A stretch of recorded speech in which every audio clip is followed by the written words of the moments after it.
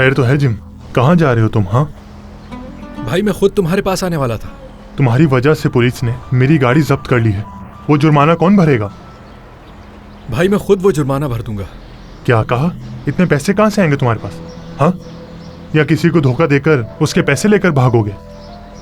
कहा था तुम्हें उसका नाम पूछ लो, क्यों नहीं पूछा तुमने? पूछा था भाई, मैंने अपना नाम भी बताया था उसे। मैंने इन सब पैसेंजर्स को आप ही ने तो मेरा नंबर दिया है। मैं समझा कि उसे सब मालूम होगा, इसीलिए ज्यादा बात नहीं की मैंने। झूठ मत बोलो तुम मुझसे। भाई मेरे एक दोस्त के वालिद पुलिस में अफसर हैं, उनसे बात करूंगा, जरूर कुछ हो जाएगा। देखो, इस मसले से तुम ही निपटोगे। अब जो कुछ भी करो तुम, मुझे मेरी गाड़ी हर हाल में चाहिए।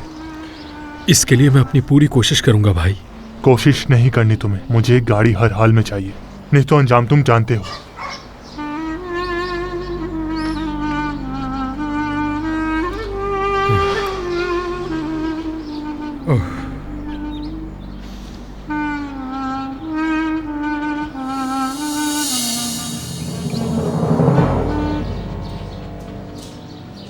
तो मुझे उस ट्रक में क्या ले जाना होगा? ये जानने की जरूरत नहीं, तुम्हें पैसों से मतलब होना चाहिए। माफ करना, मुझे कोई ऐसा काम नहीं करूंगा जिससे फंस जाऊं मैं। हम भी ऐसा काम नहीं करेंगे। अगर कोई मंशियात का काम है तो मैं उसमें शामिल नहीं होऊंगा। पागलों वाली बातें मत करो, हम मंशियात का काम नहीं करते। स्मगलिंग है। कैसी स्मगलिंग? सिगरेट की या कुछ और? सिगरेट नहीं, इंसानों की, पेट्रोल की। इसमें परेशानी वाली कोई बात नहीं है।